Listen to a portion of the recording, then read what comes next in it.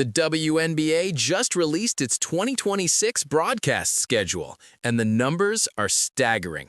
Every single Indiana Fever game will be nationally televised. Every single one. 44 games across 9 different networks.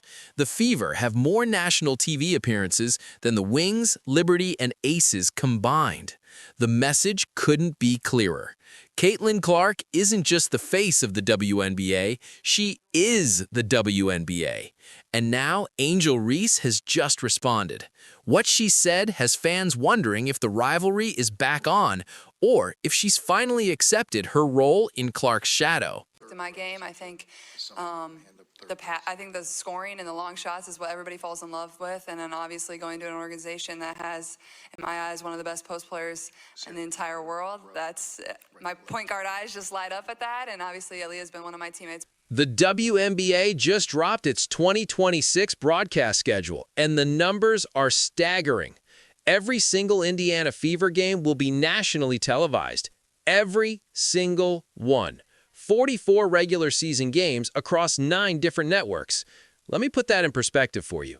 The Fever have more national TV appearances than the Dallas Wings, 38, the New York Liberty, 35, and the defending champion Las Vegas Aces, 33 combined.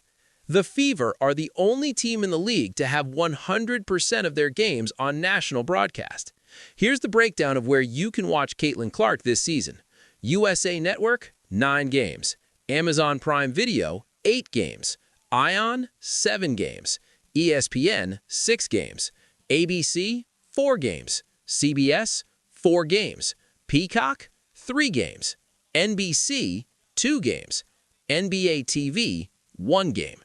The WNBA is coming off a record-breaking 2025 season. Commissioner Kathy Engelbert called it a landmark season defined by incredible basketball and countless memorable performances. But everyone knows the real reason for the popularity: Caitlin Clark. Caitlin Clark effect, Barstool Sports founder Dave Portnoy wrote on social media when the schedule was announced.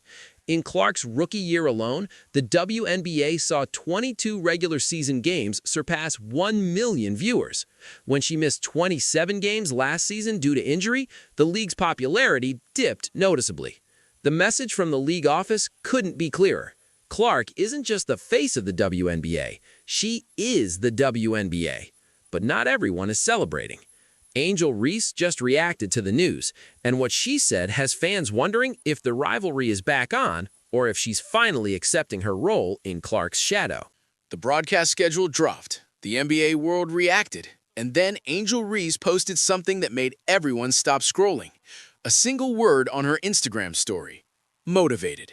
That was it. No explanation, no hashtags, no mention of Caitlin Clark or the Fever. Just one word that said everything. Reese has been here before. She's been compared to Clark since college. She's been told she's not Caitlin Clark more times than she can count.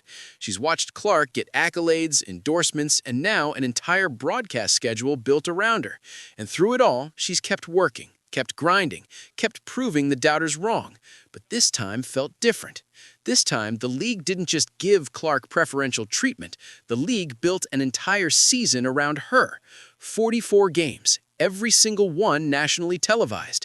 The Fever have more national TV appearances than the Wings, Liberty, and Aces combined. The message was impossible to ignore. And Reese's response? Motivated.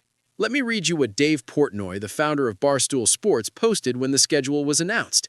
Caitlin Clark effect, he wrote on social media, point blank, period. Dan Patrick, the veteran sportscaster, went even further. On his radio show, he argued that Reese's entire fame is built on Clark's coattails. His attention, his notoriety, is based off Caitlin Clark, Patrick said. Because she wins the national title, the first thing she does is mock Caitlin Clark. Then she doesn't even celebrate with her teammates. So she's made it personal with Caitlin Clark. Then she's played off of that. He continued, the WNBA has been around a couple of decades and people didn't notice the game. They're noticing it now. Well, that's because of Caitlin Clark, not Angel Reese. The words were brutal, and they echoed what many in the media have been saying for years. But here's the thing about Angel Reese. She doesn't respond to critics with words, she responds with work. Her motivated post wasn't a complaint, it wasn't a shot at Clark. It was a promise to herself that she would use this as fuel. The Fever have 44 nationally televised games. The Dream have far fewer. But Reese knows that every time she faces Clark, the world will be watching, and she intends to make those moments count. "I think we have 4 games against them this season," Reese said in a recent interview, referring to the Fever. The Fever and Dream are scheduled to face off 4 times, tied for the most of any opponent on Indiana's schedule. 4 opportunities, 4 nationally televised matchups, 4 chances to remind everyone that she's not just the other player in the Clark conversation. The schedule is set, the networks are ready, and Angel Reese is motivated. But is that enough to close the gap between her spotlight and Clark's? That's what we're getting into next. The national TV schedule is impressive. The Fever have 44 nationally televised games. The league is building its entire broadcast strategy around Caitlin Clark. But here's what the schedule reveals that nobody's talking about. The Fever and the Dream will face off 4 times this season: June 4, June 18, June 20, and August 16. 4 matchups, 4 opportunities for Angel Reese to remind the world that she's not just the other player in the Clark conversation. Let me break down these games for you, because they're going to be appointment viewing. June 4, Indianapolis, the first meeting. The Fever host the Dream at Gainbridge Fieldhouse. Clark and Reese on the same court for the first time since last season. The hype will be unbearable. The crowd will be electric, and both players will have something to prove. June 18, Indianapolis again. 2 weeks later, the Dream come back to Indiana. By this point, the season will be in full swing. Roles will be defined, chemistry will be established, and the rivalry will have a chance to escalate. June 20, Atlanta, the first meeting in Reese's new home arena. The Dream's fans will be behind her. The atmosphere will be hostile for Clark, and Reese will have the chance to make a statement on her own floor. August 16, Atlanta again. Late season matchup with playoff implications. By this point, both teams will know where they stand. Every game matters, every possession counts, and the intensity will be at its peak. 4 games, 4 opportunities, 4 chances for Angel Reese to prove that the Caitlin Clark effect isn't the only force in the WNBA. The WNBA is betting on this rivalry. They're scheduling these games for maximum visibility. The June 4 meeting is on Prime Video. The June 18 game is also on Prime Video.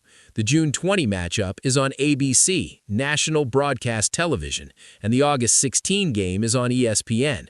This isn't an accident. The league knows what sells, and right now, nothing sells like Caitlin Clark versus Angel Reese. But here's the thing about rivalries. They require both sides to show up. Clark will show up. She always does. Her game speaks for itself. The logo threes, the no-look passes, the competitive fire that makes her the best player in the league. But Reese, she has to show up too. And not just show up, perform. Because the narrative has already been written. The media has already decided. Dan Patrick said it bluntly. Reese's fame is built on Clark's coattails. Dave Portnoy called it the Caitlin Clark effect. The schedule itself is proof. The Fever have 44 nationally televised games. The Dream have far fewer. Reese can complain about the double standard. She can post motivated on Instagram. She can talk about being underappreciated. But the only thing that will change the narrative is performance. Those 4 games against the Fever, they're her stage, her opportunity, her chance to prove that she's not just a supporting character in Clark's story. And if she shows up, if she dominates, if she leads the Dream to victories in those matchups, the narrative shifts. Not because the media decides to be fair, because Angel Reese makes them. The broadcast schedule dropped. The Fever owners celebrated. Their team, their franchise, was finally getting the recognition they'd been fighting for since 1997. But then they saw Angel Reese's reaction, and the fan reactions, and the comment sections filled with the same tired comparisons, the same manufactured drama, the same false narratives about Clark and Reese being enemies. And according to league sources, the Fever front office is frustrated. Not at Reese, at the media that keeps pitting these players against each other. Every time we try to celebrate Caitlin's success, the conversation immediately shifts to Angel Reese, one Fever front office source told a reporter. It's exhausting. They're not rivals, they're colleagues. They've played together on Team USA. They've dapped each other up on the court. The drama is manufactured, and we're tired of feeding it. The source has a point. When Clark and Reese played together on Team USA during the FIBA World Cup qualifiers, they delivered a highlight play that should have silenced the rivalry narrative once and for all. Before the first quarter ended against Spain, Clark was inbounding the ball. She found Reese positioning herself under the basket and quickly got the ball to her. Reese proceeded to make a tough hook shot. Then Clark approached Reese and made sure to give her a high five. FIBA even shared the video, writing, "Your favorites duo favorite duo." Fans noticed. One wrote on X, "From hate to love relationship." Another said, "Assist, bucket, dap, just like it should be. Play on."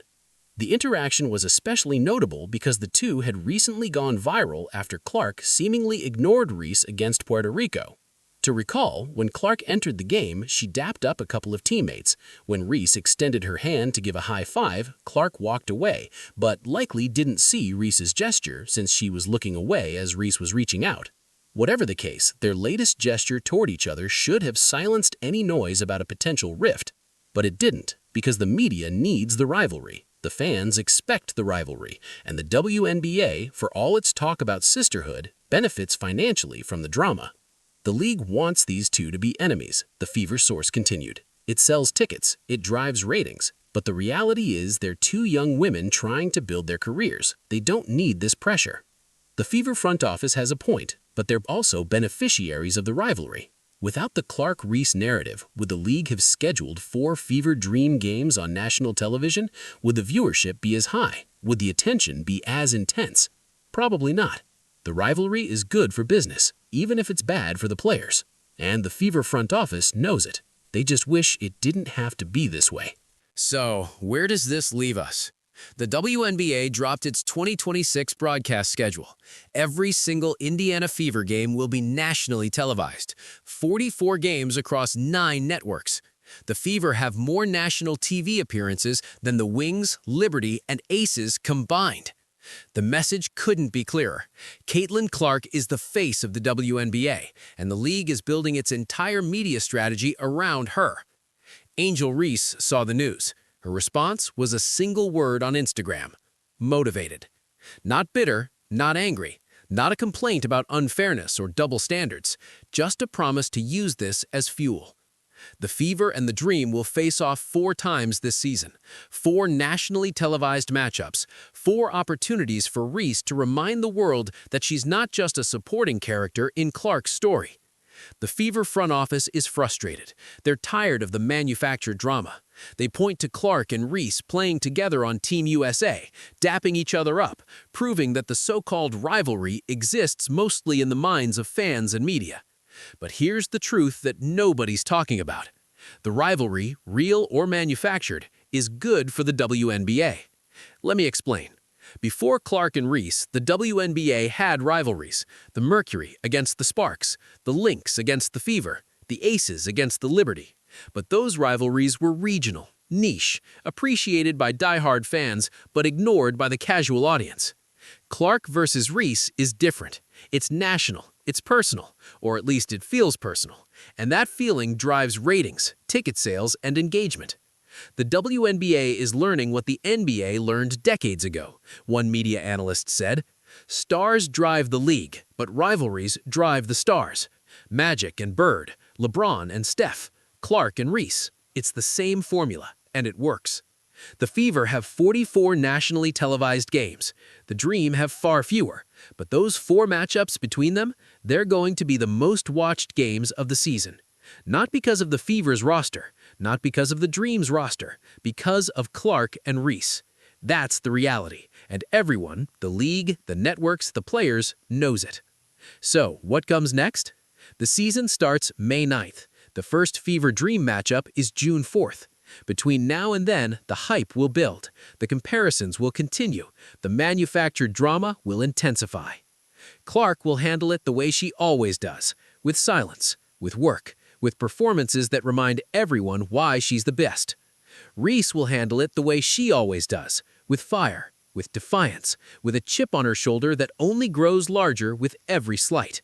And when they finally meet on the court, when the cameras are rolling and the nation is watching, we'll get to see what this rivalry is really about. Not hatred, competition. Not drama, determination. Two of the best players in the world pushing each other to be better. That's what the WNBA should be celebrating, not the manufactured conflict, the genuine excellence. The schedule is set, the stage is ready. Now the players have to perform. And honestly, I can't wait to watch.